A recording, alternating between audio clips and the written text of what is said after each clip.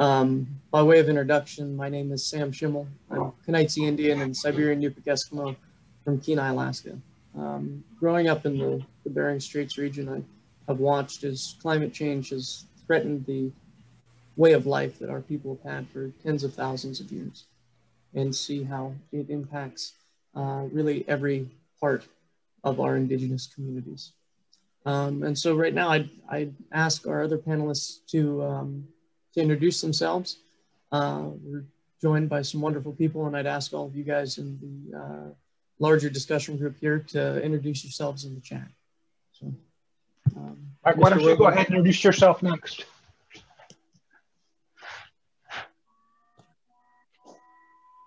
Mike, can you hear us? Yes. Why don't you go ahead and introduce yourself to the breakout group? Yeah, my name is Mike Williams Sr. I am the chief of the Akiak Native community, and I've been on the tribal council for over 40 years, and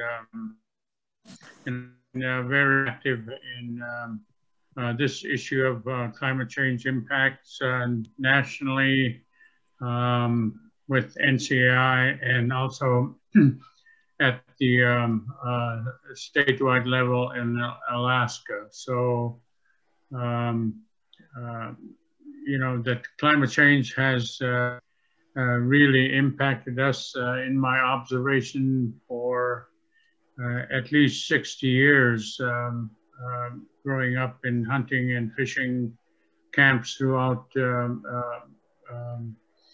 my area, and seeing a lot of changes and our infrastructure being affected, and so I'm very fortunate to still be here and to witness more changes, and I think right now we need to do something before it is too late, that our future will be affected by this very important issue. That's, you know, if we don't do anything right now, they're gonna pay big time when we're no longer around. Great, thank you. I'm part of the team for this breakout too. My name is John Mankowski. Good to see those of you I've already worked with, and great to make new friends here. I'm going to serve as the breakout room note taker. And if it's okay with you, I'm going to record what's said here, just so I can take the notes and get it accurately portrayed, and I'll save what's in the chat box as well. So, hi everybody. Alexis, would you be able to introduce yourself? Oh, good day, everyone. I'm Alexis Wagner from the Melakila Indian community. I'm a BIA Pathways intern for the Alaska Region's Tribal Resilience Program and Climate Adaptation Center. I'm also a graduate student at the University of Washington in the Infrastructure Planning and Management Program. Welcome, everyone, and Intoyaksat Noon. Thank you. Well, thank you guys all. I just want to say before we go any further, without John, this whole summit would not be taking place. So thank you, John, for being the organizational master that you are. So in this breakout session on infrastructure and cultural resilience, we have a few guiding questions that we're going to be using to kind of lead our discussion here. I see in the chat that we have people from all over the country, from Maine to all the way out in Alaska, and then also Washington and the Southwest. And so understanding that a lot of our needs may be different, I was wondering from all of you guys, what are the primary needs of your communities or communities in your area in with regards to becoming more resilient? What do you guys need? What needs to happen for your communities to be more resilient and more kind of culturally sovereign as well?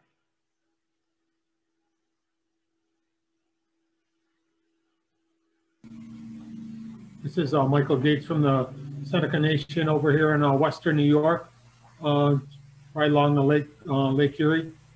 Our needs in terms of resiliency are really just shoring up our our infrastructure that has been built out. Over the past 15, 20 years, we've put up some brand new buildings, but most of our buildings have been built in the historically designated flood zone, floodplain. So those kind of things, as a director of emergency management, which is my position, I need to be able to address those issues of any extreme events that could cause damage or destruction of some of these facilities, our roadways, bridges, and the facilities themselves. Within that are our administration centers, some schools, our healthcare centers. So these things are really critical for all that critical infrastructure is where I'm looking to put a lot of my attention and using all the tools and agency assistance that I can muster. So that's how I've been going about that. Anybody else? Yeah, Sam. Hmm. Yeah, in looking at Alaska, I mentioned Newtok is being moved right now, and in my in looking at 184 communities that need to be moved in the next 50 years, really. It costs between 200 and 400 million dollars to move a small community, and these 50 communities around my area, they at some point they're going to have to be moved because if they don't, they're going to be underwater, and that's the projection. That we are seeing, and for my village, if it is going to be moved with all of the facilities that we have, it's going to cost tremendous amount of money, at least $400 million for our small community to relocate to a place. And we just got through moving 6 homes in Akiak, and there are a lot of erosion happening all over our rivers, up and down the river, and they are moving homes right now. And and there's a particular village about 60 miles from my village, Napakiak, is the school is almost down, it's almost falling down to the river. And, but the community has been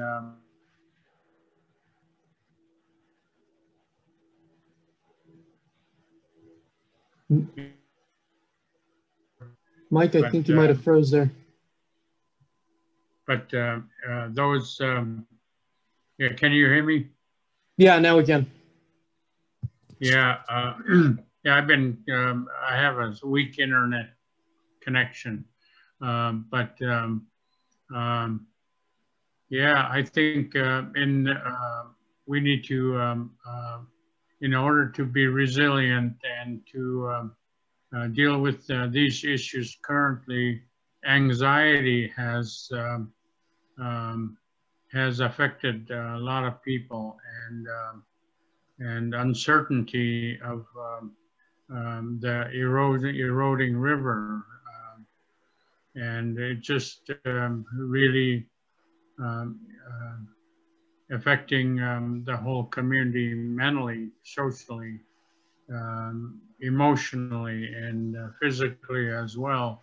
So in order to be strong again, we need that federal support to deal with the erosion, and also if need be a relocation, and if we could do that in a way that we create green villages with best insulated homes, and also taking advantage of wind and other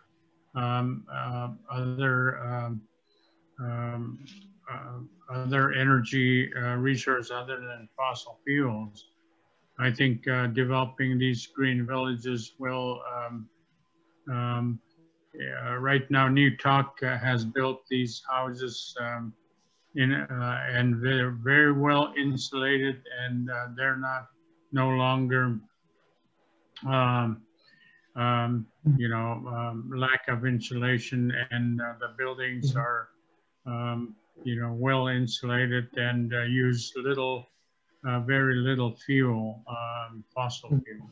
And, but again, I think, we need to also, for food, we need to have our Bering Sea and the oceans taken care of. I know we had a big impact by trawlers out in the ocean, and the climate change, ocean warming might have affected our lack of fish returning. So it's affecting our the Yukon River big time, and it's just fish are not there, and people are having to rely on other species and more on moose and other subsistence resources.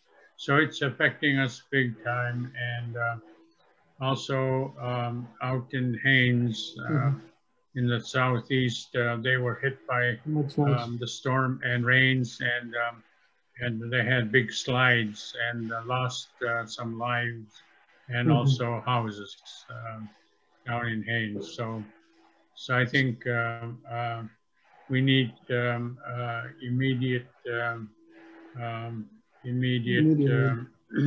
help from the federal government.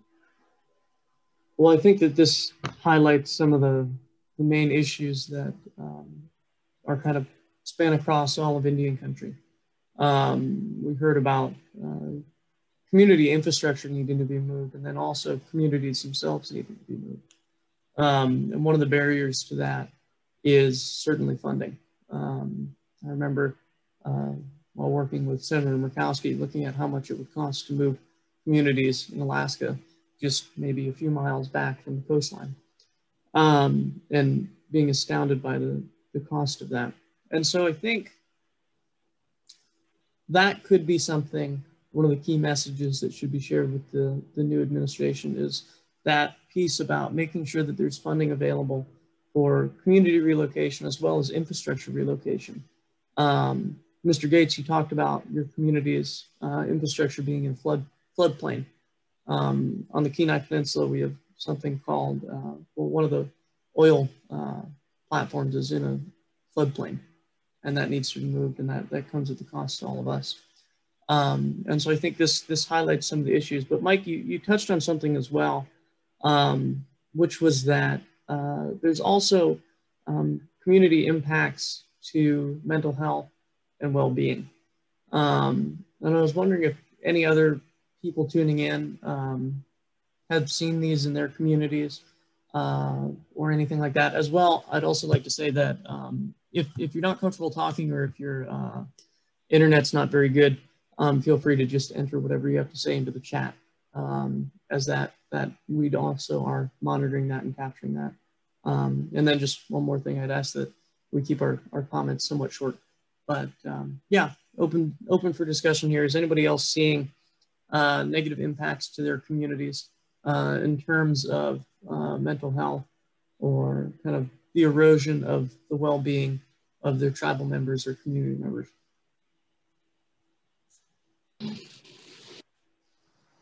Hello. Can you hear me? Yeah, we can hear you. Hi, good to see you, Pete, or Mike Williams. It's been a while. This is Alvin Windy Boy. over here in Rocky Boy, Montana. It's good to hear that you're still mushing dogs and I'm still chasing cows. Hi, Alvin. There's always been a question that I had was, because the modern society that we live in, a number of my people are married to people on the Northwest Coast. And a lot of times that they bring fish over, salmon, whatever fish that they're able to get. I guess what I was wondering about, what we were wondering about was the impacts or the negative impacts of that nuclear disaster that happened in Japan. Had that affected not only the hatcheries, but the fish in and around that greater area, Alaska down to California?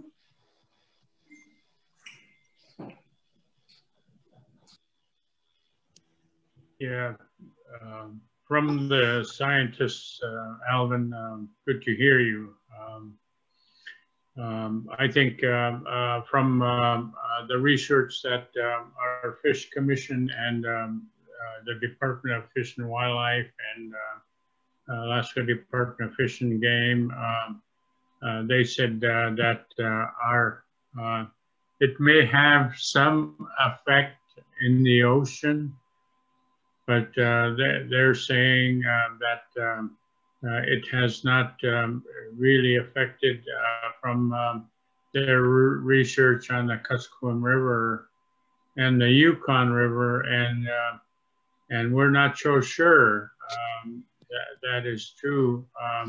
It may have affected that it's always being brought up by our people of looking at what is causing our fish not returning, and so they're looking at Japanese and the Japan nuclear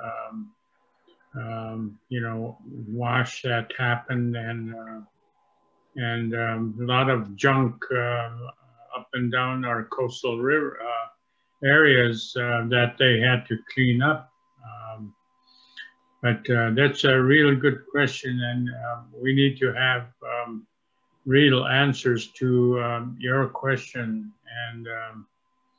and we keep asking that same question. Thanks, Alan. I think, well, thank you for that question and that wonderful answer. Arthur, I see that you have your hand raised. Let me unmute. Oh yeah, you're already unmuted. Feel free to speak. Okay, thank you, Samuel. Yeah, this is Butch Blazer. Very few people know me as Arthur, but I really appreciate the opportunity to share my words here this morning. And your question, what are the primary needs tribes have in addressing the issue? Well, we're not privileged here in the Southwest to have an organization like ATNI that have for many years now been addressing this issue of climate change. And so on my reservation, the Mescalero Apache Reservation, there is not an awareness of the impacts of climate change. And, there's a few people like myself that have been in leadership positions that have become aware and know that it's here and then know that it's going to get worse. And so what I would like to ask ATNI and other tribal leaders is help the rest of Indian country become aware of this situation. And the gentleman that spoke earlier, Michael Gates, we have a very strong emergency management operation on our reservation. And I know most tribes do. Well, if we could somehow ask Michael Gates and people like himself to see how they can incorporate this awareness of climate impacts through emergency management programs out on our reservation, then as our leaders become aware and see how critical it is, and start seeing how other Alaskan villages and other native communities are starting to address climate change, then through that awareness, things will start to happen. But right now, that number one issue is an awareness of what's happening within our climate. Thank you. Well, thank you, Butch. In terms of finding resources, we do have a resource list that will be sent to all of you guys later on and can be found. I can make sure that you guys all get a link to it. But it does highlight several programs such as the BIA, Climate Resiliency, Tribal Resiliency programming that through which communities can get funds to have a tribal climate liaison or apply for grants to do climate related programs. So we'll make sure that that information reaches all of you guys. Well, Samuel, that started to happen under the Obama administration. And unfortunately, when this current administration came in, there was no more discussions about climate change. I mean, tribes were afraid that if, you know, they said climate change, their budgets were going to get cut. And so very quickly, this new administration, we need to ask them to help us bring this awareness to our tribal leaders. And I think they will respond. I mean, your keynote this morning, Representative Holland, I mean, she'll help us. I know that for sure. Very cool. Thank you.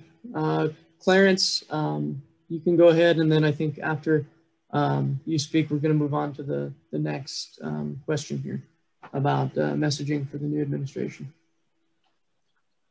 So thank you. In a recent report, there were, I'm from Alaska, I'm in Bethel, Alaska right now. In a recent report, there were 144 tribal communities that were either group 1 or group 2 based on risk and threat assessment. In Alaska, there's, you know, that's 62% of the tribal communities in Alaska that are in risk and threat. Each of those communities, it's going to take $5.4 billion to either protect in place, managed retreat, or relocation efforts. And they just finalized that and submitted it to BIA within the last year. Besides lack of funding, I think one of the other obstacles is getting the emergency response programs to have a top-down discussion with tribes. You know, during some of the talks earlier, we heard someone say, if you've met one tribe, you've met one tribe. The tribes in Alaska, you know, are unique as all the tribes across the nation. And when you try to fit a model to address emergency management, you try to fit a circle into a square. A lot of times that's not going to fit. So we need to have some sort of discussion with the emergency response agencies to help outline the process. And also a big obstacle for accessing FEMA is having a FEMA approved plan. If FEMA was able to accept you know, emergency plans that are, you know, tribal emergency plans, and not try to force a FEMA approved plan. You know, sometimes those pieces of trying to take things that exist in the lower 48 cities and try to fit tribal communities into that model are an obstacle to getting a FEMA approved plan. I like that a lot. I think that really highlights, again, two pieces of what we should be pushing forward to this new administration. One is the reality that a one-size-fits-all solution does not work in Indian country, you know, especially not in Alaska. Our communities are not the same, and we have different needs, and really need to, there really needs to be direct communication with federal agencies, and especially emergency response agencies, for community planning. As well, more funds need to be made available to our communities. Also, John has posted the Google Doc link to the resource sheet. And now I think we're going to move on to our, let me just check our time, our second question, and then quickly after that to our third. So in addition to those two things that we just talked about, is there anything else that you guys think should be really highlighted and pushed home with the new administration? This is Michael Gates again. So I think this was brought up earlier too in one of the presenters' talk there. You know, in the past, tribal nations have been an afterthought. That needs to change, especially with the number of Native representatives from some of the Western states, and now with Deb Haaland sitting in charge of the BIA, maybe some of our concerns can take a bigger issue to be, you know, at the table. And like I heard earlier, you know, sometimes we don't even know where the table is, or even there's even a discussion going on, and then they come walking to us to sign off on some document. We have no idea where this even came from. I don't like that. I've expressed this outrage, and it's really what it is. In a lot of the different meetings that I meet with federal agencies, we have issues here on our native territory that, you know, DOE has a nuclear power plant that they're decommissioning, and nuclear material is flowing down the creek through our territory and into the lake. You know, how does this even happen? You know, this, you know, that's just one small issue, but with long-term impacts. You know, and those are things that I look at from my chair in my position, and the administration knows I'm concerned about it. But and I think Butch had brought this up. You know, we need to engage across our territorial boundaries to agencies and jurisdictions that not only neighbor us, but have similar problems. Because these problems are not new to what the federal government has to deal with the hundreds of thousands of communities that they're charged with. So, you know, and we're only, what, 576 recognized tribes. Here in Western New York, we have sister tribes within the Iroquois Confederacy that don't get federal or state or local assistance. So that's where my focus is, kind of changing to help my administration see we as a tribe that gets federal assistance, how can I be an agent of change with them to bring them to the table with us? You don't need them to be talking to the feds. We can talk amongst our Native brothers and sisters to make some of these things happen. And out west, I know there are several different emergency management factions. ITMA group out of California, and they got the emergency management group out of the Northwest, and we have the USEC group here on the East Coast. And there's a lot. NCAI has always been I think, Michael, we may have lost you, but thank you for your input and your words here. I think that this definitely highlights what we need to really be working on to highlight here. Now moving on to our third question. I apologize, I do see that we have some hands raised, but we only have about 5 minutes left. And I want to make sure that we come to this third question. I'm wondering if any of your communities have had success or learned things about pushing forward infrastructure and cultural resilience. Really, has progress towards these two goals been made in your communities?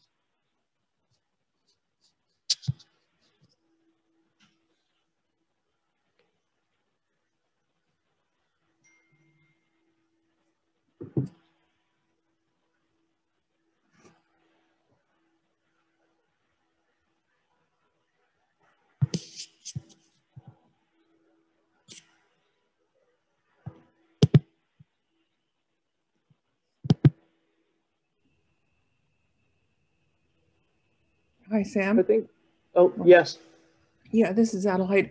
I don't have anything on that so much, but I wanted to go back to the other question, you know, what can we do with informing the new administration of some of our concerns. And I think that the National Congress of American Indians is probably going to be doing a lot of that work, but you know, I don't know how people can get into like a pipeline of information. You know, it's sometimes it seems like we're out here, but we don't have the access to all of this information. I do because I tend to be on these webinars and things, but a lot of tribes don't, and maybe they do through you know, the their casks or their you know, like Melinda Chase with our group. But how do you see us getting into that pipeline of information?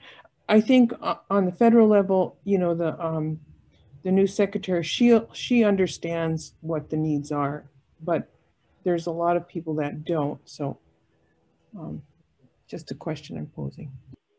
Well, I think getting information across communities is always a challenge. But Mr. Gates, you highlighted one of the things that makes it easier in some places, and that's building kind of cross-community networks, things like ATNI, things like NCAI, things like USET, that allow for information successes, learnings to be kind of shared in larger communities throughout our nations. And so I think that's something that we should work on, and then also plugging in those groups into the new administration, into those spots where they can be effective and where their voices can be heard. I see that we have another person who has raised their hand. Hello, again, this Elvin Windy Boy. In reference to the previous question, how is this new administration able to, we be able to get the pertinent information to them? One that kind of jumps out at me is, and here in Montana, we're just kind of hearing things by the grapevine, and certainly applaud ATNI and USET for the aggressive stance that they've always taken, and I applaud them. But apparently there are over 70 some odd projects that were signed by this administration's through executive orders that circumvent a lot of environmental policies. It'd be nice to know what those were, how they impact us here in Indian country. And they certainly do. Here in Montana, some of the ramifications that we're seeing here as medicinal plants that we use is getting scarcer. We're having to go outside of the state just to acquire those. Also, that what we're seeing here is, and to me, I look at climate change that are dealing with historical native burial sites that are located off reservation. I won't delve into that, but one of the issues that was discussed earlier was the excuse me, the water wars. The water wars, in my estimation, is going to be moving outside of our area.